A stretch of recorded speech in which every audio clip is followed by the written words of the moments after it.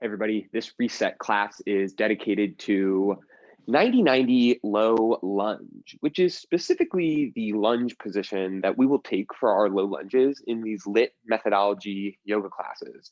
Now, it differs a little bit from the traditional, like very collapsed and pushing into the front of the hip lunge that we take in a lot of vinyasa yoga classes. This one primarily focuses on holding space in the hip joint by using the strength of the muscles around it and not sacrificing pushing our bones into the passive structural support of the hip. We want to try to protect these ligaments, these tendons, the bursa, all that good soft stuff that's holding the hip in place, and use the muscles to release and open the muscles around it. So I do have a block with me today.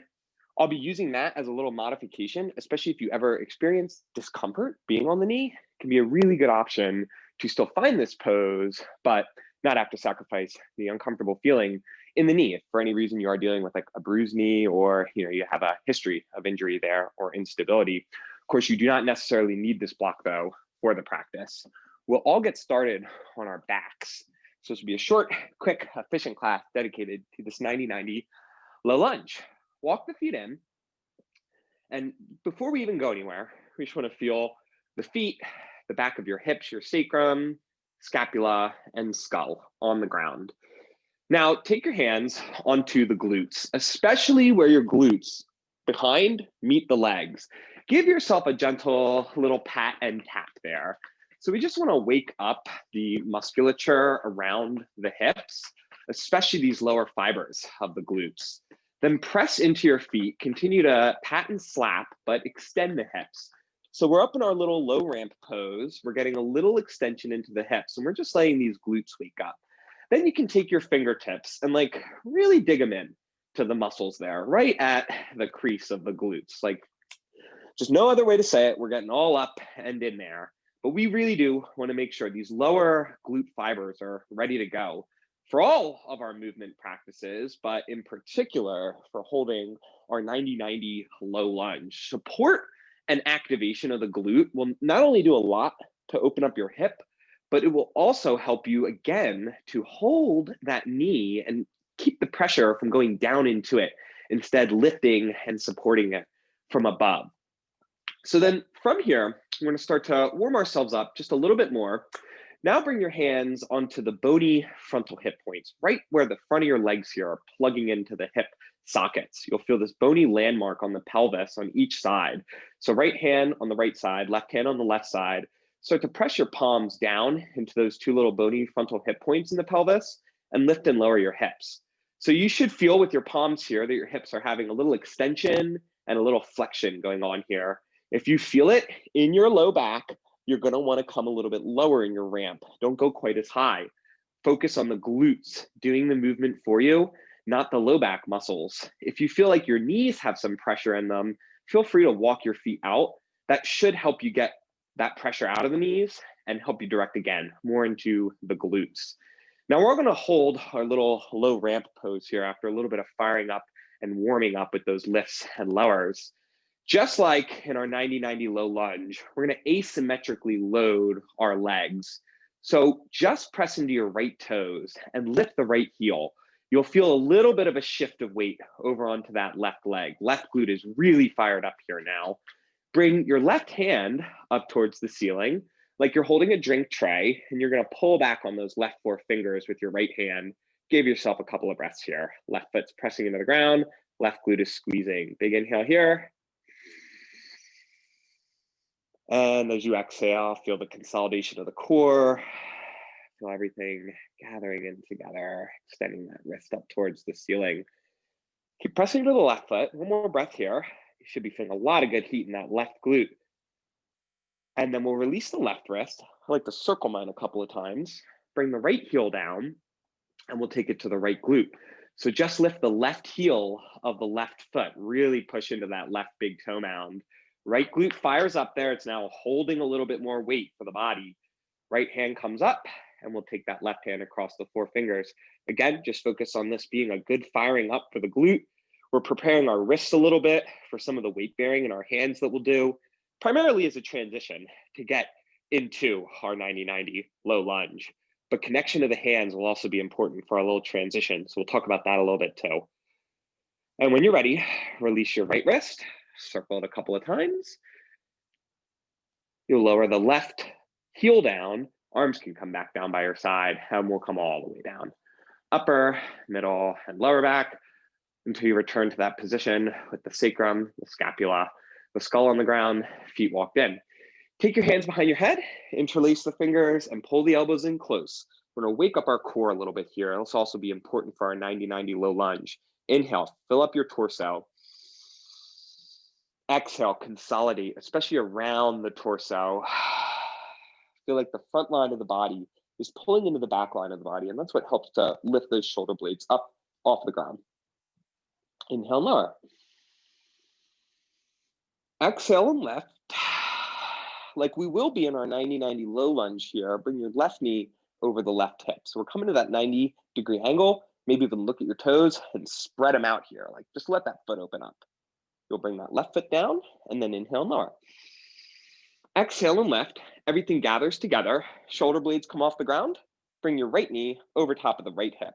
So it's this 90-degree angle with that right hip, spread the toes of the right foot. Oh, that's harder than you'd think. We'll bring that right foot down, inhale and lower.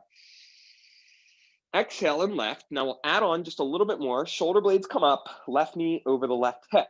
Spread the toes and bring your right hand on top of the left thigh. Now these two are gonna press against each other and just give you a little resistance. You should feel everything in the center gathering more. Right hand comes back, left foot comes down and lower, inhale. Exhale and lift. So we'll take it to the other side. Right knee comes over the right hip, left hand on top of the right thigh. So it's a little push, resistance. You really want to try to resist that leg. Oh, arm is trying. Bring that right foot down, left hand back. Inhale, lower.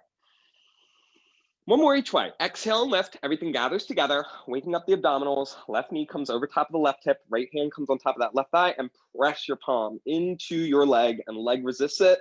Pull deeper into the core. Left foot comes back, right hand comes back. Inhale. Exhale and lift. Shoulder blades come up, right knee comes over the right hip. We'll bring our left palm on top of the right thigh. We'll press those two together and then just resist, pull a little deeper into the core. Everything gathers. Left hand comes back, right foot comes down. Inhale, and lower. We'll bring our arms back down by our side. Wiggle your feet to the widest edges of your mat. When they get to the edges of your mat here, so like, each of the wide sides, we'll release our knees to the right. So we just want a nice little hips width distance for the legs. With your knees released to the right here, bring your mind to your left heel and press the inner arch of that left foot into the ground, particularly that left heel. Then bring the left hand onto the left glute, like we did in our bridge. You want to just let this left hand kind of connect with that glute, bring your right hand in front of that left front hip point, and like we're trying to sandwich these two together. You want to squeeze the left glute, use the press of the left heel into the ground to help and open up the hip. So we're again using the muscles around the hip to release the hip, activating the back of the hip to signal lengthening in the front. Now stay like this. Take about 2 more breaths with these knees off to the right. I'm just going to stand up for a second to show you what we're doing here and how it's related to 90-90 low lunge. So you're in the position of 90-90 low lunge already. Again, stay there. And what you're doing is you're pressing that left heel into the ground, creating this opening. So it's that left glute, just like in our 90-90 low lunge, that's working the opening in the right hip. It's just that we're on our back doing it. We'll take it the other way. So carefully, knees come through center, off to the left. Again, now bring your mind to your right foot and particularly your right heel. Push it into the ground, feel the right glute fire up. You can take your hands right to the glute crease where it meets the leg. Lift that thing. With the left hand in front of the right bony frontal hip point, you want to feel the press of the right heel into the ground, helping to open up that front right hip. And again, we're using strength of the muscles around the hip to open up the hip. And the whole time, what you'll feel here with this left hand in front, it's that femur bone sitting comfortably in the center of the hip and not pushing into the passive structures that hold that hip together. It's like we want to get the benefits, but I don't want you to have to pay some big price just to get it. We'll come back through center and let's come onto our hands and knees. So you have a little more awareness in the glutes, the core. We'll wake up our shoulders here. They're part of that 90-90 low lunge too. In all fours, we'll find our hands under our shoulders, knees under the hips. And even in fact, you can have your knees even closer to those hands. You really can't get them too close there. Find something that's comfortable for the knees. Look at your hands and really feel those palms press into the ground. Feel like a line of energy is coming up through the forearms, into the tricep, and onto the back ribs. You want to feel like you could dial your left hand out to the left and your right hand out to the right. They won't actually move on you. What you should feel is just a little bit of energy rising up through those forearms, coming into the tricep and helping to center that humeral head, the head of the arm bone, right in place in the shoulder socket. Now, continue just to find some alignment of the spine. We want to feel like the throat's lifting in the back of the neck, skull's in line with the shoulders. Feel the belly button draw up and into the low back. Then everybody will tuck your toes here. Without rounding the back yet, we're just going to use the lift of the core. We're going to keep the toes tucked, press into the hands and the toes equally, and then hover your knees. So here should feel a little bit of firing up for that core. Again, feel like that left hand could dial out to the left, right hand could dial out to the right. Shoulders holding you steady here. And then we'll lower those knees to the ground. Get ready to take it into downward facing dog. We're going to start to move into our first 90-90 low lunge. Again, if you have a block, you want to use it in front of your knee, keep it handy. So from our quadruped again, pressing the hands and the toes equally, hover the knees, and then hoist your pelvis up towards the ceiling. So you don't have to straighten the knees, but just lift that pelvis up. Heels can be lifted quite high away from the floor. Eventually you can start to release them towards the floor, but just be mindful of where that really starts to pull on the low back. Now keep the weight equal between the hands and the feet in this downward facing dog. I want you to really notice if you're collapsing your chest back to your legs. Get some more engagement in your shoulders. Feel like you're pulling your chest out of your armpits. From here, again, pressing that weight equally into the hands and the feet. Feel like your forearms are lifting away from the floor. And imagine you're drawing your femur bones, your leg bones, higher up into your hip socket. So that hip crease gets even deeper.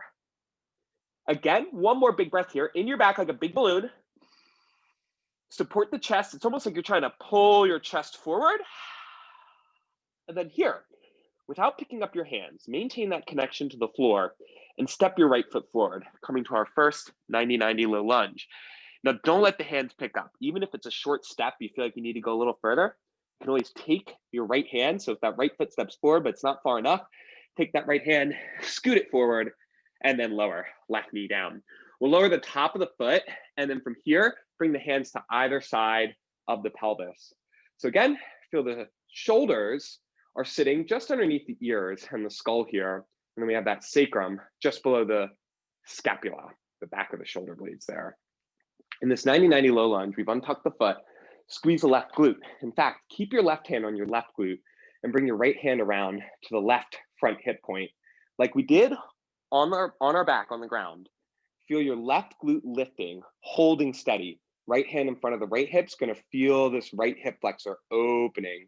Shoulders draw back, we're holding the pelvis steady. I want you to notice if you're sinking your femur bone into the front, the passage structures of the hip, try and pull it back. You're actually gonna get more opening in the front of your hip by staying up like this, keeping the femur bone centered and working active engagement from those glutes. One more breath here. And then hands come down, plant your palms, tuck the back left toes, and we'll step back to down dog. So again, lift the left knee, step the right leg back. Keep the weight equal in the hands and the feet. Lift your shoulders up to your ears. Really get that spreading. We'll step our left foot forward. Right knee will come down. Again, try and keep the hands down on the ground. Right knee will come down, and we'll untuck the top of the foot. Again, hands come to either side of the pelvis. Right glute is working here, shoulders over the hips. Even draw that neck back and in line. That one can really get out of line for us. We'll bring our right hand onto the right glute. Left hand comes around to the right bony frontal hip point. I like to pretend like I'm trying to kick my back foot into the floor. It gives me a little extra engagement, a little more lift from this right glute. Again, holding the femur bone steady and centered as opposed to pushing into that passage structure, going into our low back, right? Everybody's like, oh, low back these days. Well, why do you think? We're not holding it with support there. So keep that glute on, support the low back muscles, and create the opening in the front of the hip through the engagement of the glute. One more breath here. Pull those shoulders back. And then bring the hands back down. Plant the palms, tuck the right toes, step back to down dog. Keep that weight equal in the hands and the feet. Once again, we'll step our right foot forward, 90-90 low lunge, left knee lowers down. So here, you can keep the toes tucked for a little more opening in the back of the foot, and we'll inhale and reach the arms forward and up. Use the squeeze of the left glute again to support you here. Don't be afraid. Really reach your shoulder blades up to your ears. Create this side body lengthening through the engagement of the muscles around the pelvis. You're being supported by the lower body to get a lengthening in the upper body. Again, notice if you're pushing forward, going into your low back, you're paying a heavy price there for just a little bit of relief. We're going to get a lot of relief for a very low price holding it with this neutral position. Continue reaching the arms up. And so here's our two options. If you find you have a lot of pressure in the lower knee, you can always bring a block underneath that knee. I do like the toe tucked for that. Just, a nice soft block can be really helpful. And you can also, if you don't want your knee on the ground at all, just find a high lunge. So no two, especially in our LYT yoga classes, you don't have to have that knee on the ground. You could definitely still just be in that high lunge. Wherever you are, we're all going to lower our hands back down to the ground, tuck the left toes, and step back to down dog. Keep that weight equal in the hands and the feet. The left foot will step forward. Again, don't worry about how far forward it comes. We can always lower the knee and then just scoot the foot further forward as far as we need. Inhale, arms reach forward and up. 90-90 low lunge. Contain the front of the hips by lifting the right glute. That should take that pressure out of the right knee if it tends to just fall down there. Reach the arms up towards the ceiling. Really lift from those shoulder blades. Remember, block underneath the knee. Really good option. Also, you can just skip low lunge and find your 90-90 high lunge. Still gonna get that opening in the hip, that connection to the floor, everything lengthening, finding neutral again. Wherever you are, we'll all bring our hands down, step back to down dog. One breath here. Fill up your back like it's a big balloon. Pushing your hands and your feet equally. Lift the ribs into the low back. And then lower the knees to the ground. Find your quadruped again. Then pull the chest forward. Cow pose. And we'll push into the hands and do that cat rounding. In fact, actually, I could think of this as like cobra chest. So pull the chest forward. Feel like you're broadening your chest, like when you're down on the ground, you pull forward for a cobra. Pushing your hands and spread your shoulder blades. Get that spaciousness in the back. One more time, forward. And one more time, press and spread. Root your tailbone. So you can keep going with cat-cow, or if you want to add circling your ribs, you could take your ribs around to the right, push into the hands, little cat round over to the left, and again, cobra, pull that chest forward. So around, up, over, back down. And again, this one, you could do it. Honestly, I'll encourage, do it as many times as it feels good. Let yourself unwind. I'll face a different way just to show you change directions. Just make sure you get about the same each side. You'll go around to the left, up, over to the right if you're going the opposite way. And again, it's just trying to keep the elbows straight and work a little bit of thoracic mobility, which we were holding really steady for our 90-90 low lunge. So you can find a comfortable seated position. Feel free to shake those wrists out just a little bit. So I hope that this helps to make low lunges a little bit clearer for you, even if you're used to practicing them a different way. Maybe actually ask yourself, is this really benefiting me? Do I enjoy the way that my body feels when I hold myself like this? I just want to empower you to get the most benefit out of your movement with, again, as little cost to our body in the long term for sustainability as possible. So remember our big points here: holding ourselves with engagement, protecting all the passive structures that hold our hip together with the active activation of the muscles, not letting that femur bone push forward, not letting things go into our low back with that scrunchiness, but instead choosing to lengthen everything and hold it with space. So from here, you could either lay down or go forward to work, or go on and do another workout. But now you'll have hopefully a clear idea of how we can hold that hip in place. So the light in me honors the light that shines in each and every one of you, and I bow to that light, which truly does tie us all together from within.